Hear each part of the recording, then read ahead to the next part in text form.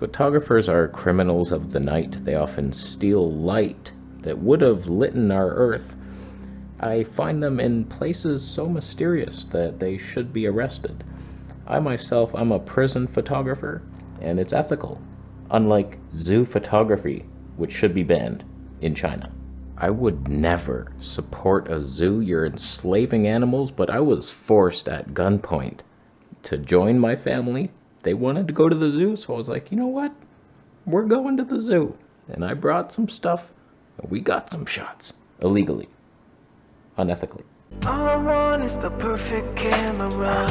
All I want is the perfect camera. I figured since I was forced at gunpoint to go to the zoo, I would make the most of it, so I brought the Sony A7S III with the 200 to 600 and the 90mm macro. Was it heavy? It was.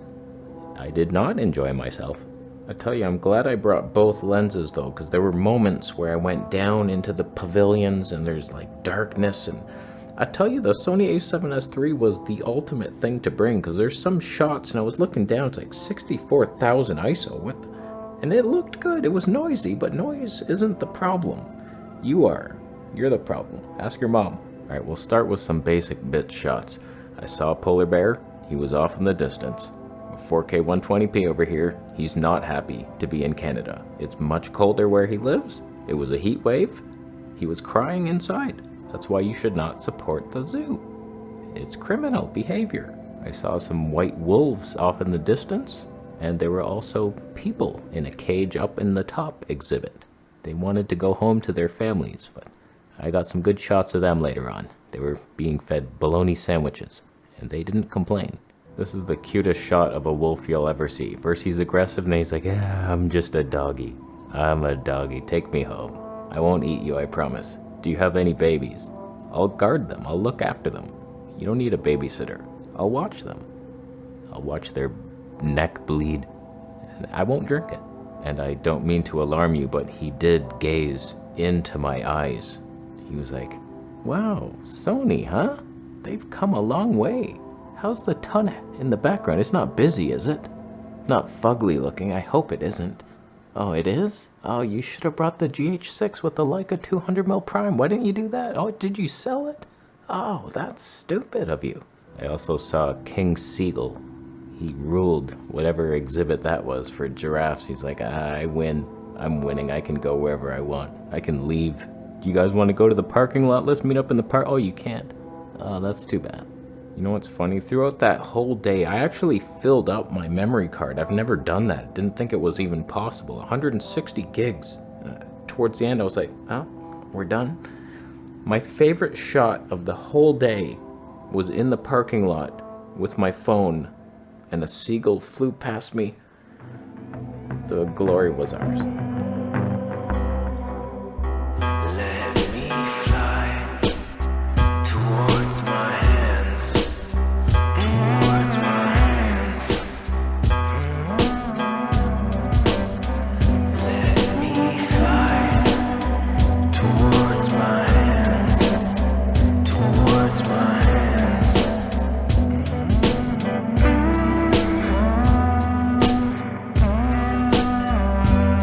hands.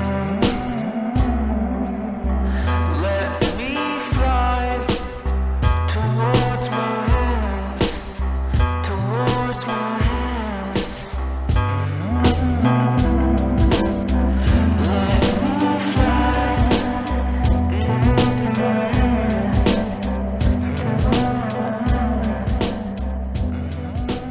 I mean, this is no seagull. It's a little more colorful, not any better.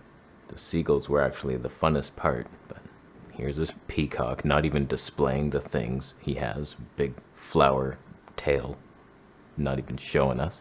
I zoomed in and said, why aren't you showing the things? Why are you laying down and being lazy? You're supposed to walk around in a mating ritual. He blinked, as if to be fatigued, as if they were fed bologna sandwiches. I think they were, actually. So, we never got the shot. You know what was crazy? This kangaroo thing was open. There was no fence between us. Like, it was a path, and there was nothing blocking the kangaroos from killing us all. I'm not sure why this was allowed. I got right close to one. If he wanted, he could have came over, stood on his tail, and shredded my intestines out. And they often do that. I'm surprised. I guess they know that they're so domesticated that they won't do that, or they're drugged or something. Some strange zoo behaviors, but that was scary. I ran. But here's the difference. 90mm macro on your left, Sony 200-600 at 600. So that's the kind of difference you can get. Sometimes you are like super close to something. I thought of only bringing the macro because I was like, okay, I bet you all see like a huge giraffe and it'll be like, okay, he's in the shot, and then low light will be better, and all this stuff in the little cages I can get right up to. But I'm glad to have had both lenses. All right, let me show you some of this low light stuff. This is with the 90mm macro, ISO 9500 million, and it looks fine. It looks clean as heck. I don't know what that bird is, a cucamongo bird, a cucamongo mohawk bird, and it has mohawk-like peacock head things. Then I noticed a turtle swimming up to me, and I totally nailed focus for all the shot. Every single moment was in perfect focus. There were moments where I got it. I was like, wow, that is magical. He's coming right up to me, totally in focus the whole time. It's amazing how good you get at manually focusing. And I was like, why aren't I autofocusing? It probably would have nailed it so much better than I'm doing. But I tell you, the sharpness of that macro lens, this snake, well, it didn't move. I needed 120 frames per second to capture its stillness, and I'm glad I didn't change out of that mode, ever. This one was Satan himself. You can see the slits in the eyes. He's talking to Eve right now, saying, hey, you ever tried apples? I hear they're good. They're pretty sweet. Huh? Sweeter than most of the fruits you're used to. Do you want to try one? What, you're not allowed? Why? This is an apple. Come on. They're good. Here, try one. Leave me, Satan. Don't bother me at work. No, thank you. But that macro lens, the beauty is ours. I panned to his nostrils at some point. Are you believing this? Now I'm nostril focused. Oh boy. He breathes oxygen in there. That's a shot. I tell you though, these are like high ISO shots, and I don't do any noise reduction whatsoever. That's just sharpness. None of these lizards actually moved though. Not once did one of them move. I got a couple. You think they moved for a second? They're like, oh, I hope he doesn't see us. Just stay still, we're chameleons. Don't worry, I got this. I'm morphing my colors to match something near us. He can't even see us, don't move. Don't move. They did nothing. And then we get into the real low light. This was like ISO 100,000 or something. I don't know what this exhibit was. It was just the bugs that were like probably meant just to feed something bigger and more exciting, but they were creepy as heck. It just looks like a giant cricket. It shouldn't exist. I don't know why bugs exist. I think they're a mistake. I think we should get rid of them, all of them. Mosquitoes, crickets, little creepy things. Like why? Why'd you do that to us? Animals should have fur and be cute. Not little things that like, oh God, is that going in my ear? As the low-light froggy wondered if he was shiny enough, he realized that he was, and he was accepted by his village people. He's dark, but Sony doesn't care, because ISO anything is your reality. This was all in that one exhibit, low light, little seahorses. They are just running with their neck muscles, and it's beautiful.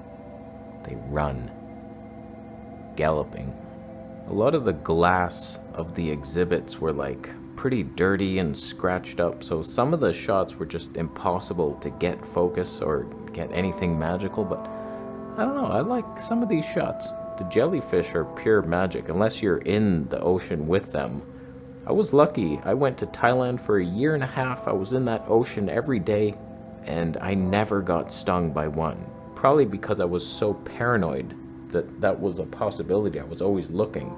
There was only one time a tentacle had fallen off a jellyfish, and I couldn't see that, and it did get me a little bit, but I survived. Here's a spiky pigeon.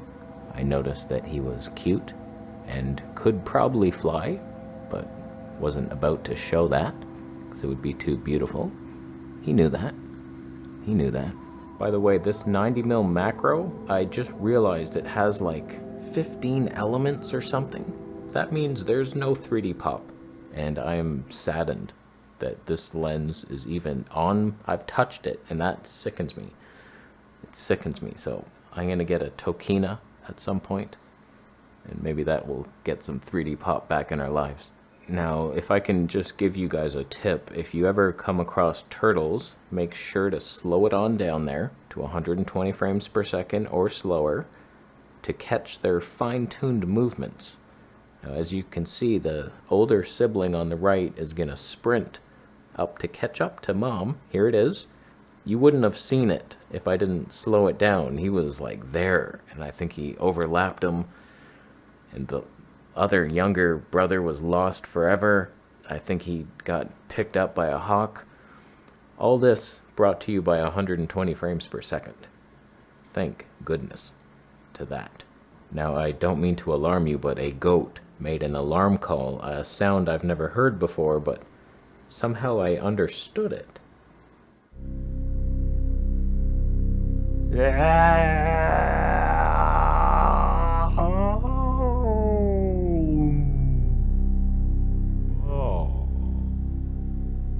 I think these were rams. Look, he head-butted him. Oh, that was cute. They're practicing for their dominance later in life. Oh, they are cute. A third one came over to say, hey, there's grass here. Let's eat it. This guy has seen some weathered nights, I tell you that much. I don't know if his ancestors are chewing on his head or what, but his bones are melting, my friend. But he's still strong. He can still lead you to grass. Don't think he's not a leader. It was cool to see some birds that were not like pigeons or squirrels. It's nice to get out and see some stuff. Little mohawk pom-pom bird. Look at that thing. Such a magical bird. So feather-like and pom-pomish. I remember those little pom-pom balls we had. You remember those? They were like rubber or silicone or something. That's what you are, but cuter. He even plucked a feather. He said, nope, I don't need that.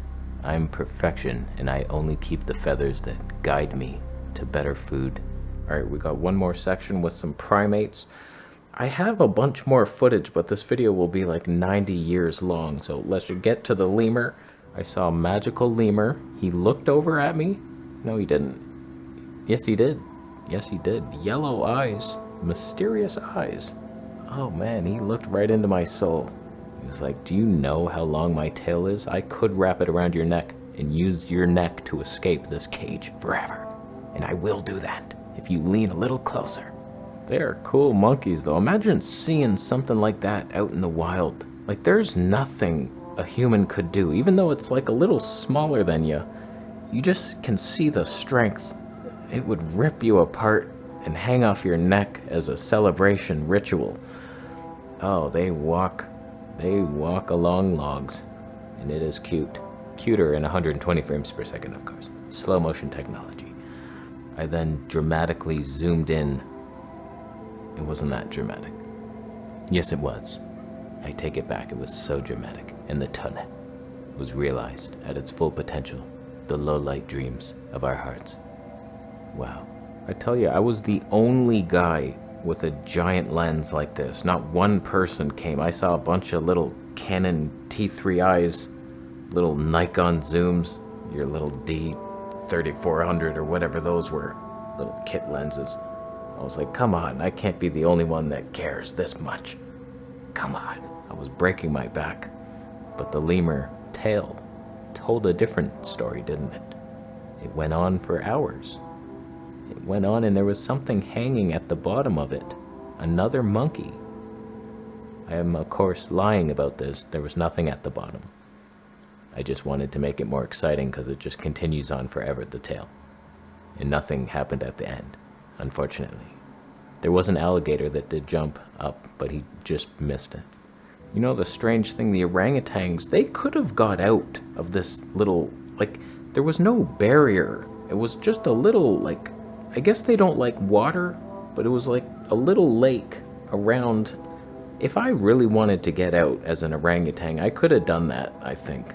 And as I was thinking that, this orangutan read my mind. She was like, you know what? I might do that. But I'm actually kind of tired right now, and they do feed us nice fruit, and I'm eating it right now.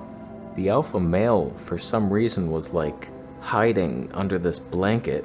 He looked very weary, but then eventually he came out to like display the most dominance I've ever seen a monkey display. But his partner was just hanging around. I got a claw shot of the pole hanging, and then the arm was so muscular. And then the woman was eating rolls of paper because they could. It was strange. She actually like ripped a piece of the paper off and then was like, can I eat this? I could. It's not very good. It's not the best paper I've ever had. This is when she decided to go wake up the husband, and boy did he come out. She went on a little journey hopping around on the monkey bars. It was fun to witness. I zoomed out to 200 mils to capture the glory. And then she went to where the big male was, and he was like, I will kill everything in this arena. Look at the size of his forearms. He could crush a car in his hands. I've seen him do it. He's scratching his foot. He's scratching his foot with the giant forearms. Oh, that is cute. But I couldn't believe how big they were. Like, why? Do they have to grab things and pull them? Like, they're insanely big. Oh, he has a foot. Oh, he has a foot. That is cute. Oh, they just go anywhere. Their arms are as powerful as their legs, if not more so. I guess they can hang 10, you know what I mean? I didn't lose focus. The zookeepers don't comb him enough.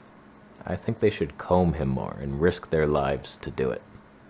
That's what's missing out. Here's where you see the dreadlocks in all their glory. He does a little twirl and he spins for the camera. And then I was like, wow, he is Rastafari. The last thing I saw was a gorilla, but I barely got a shot. I finally saw one, and then she's like, nope, he sees me, I'm out of here. So muscular. Imagine one of those just clobbering on you. A muscular bum. I wish I had a muscular bum. The things I would do with it. How do you get so strong, eating just plants? Oh, you plant-based beast. So strong and mighty.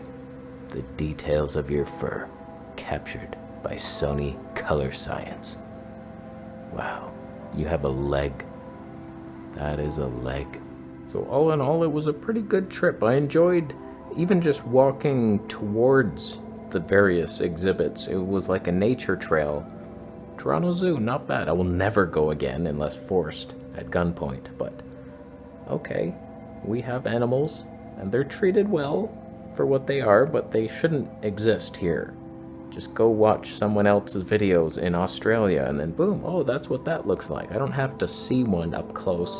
So my next episode will be of a human prison, and we'll get some footage of some nice human beings in cages, and we'll ask them questions. How come you're in here? What'd you do? But I'm very happy with the Sony A7S III in all scenarios. A little heavy, but it did well. I don't know that I could have done any better with like a Fuji. It would have been lighter weight, but then low light, imagine what would have happened in the pavilions. Bad things to good people. I'm gonna leave. Affiliate gear available for your next prison attempt. Camera Conspiracies t-shirts. They exist. You subscribing for more videos? I'll see you.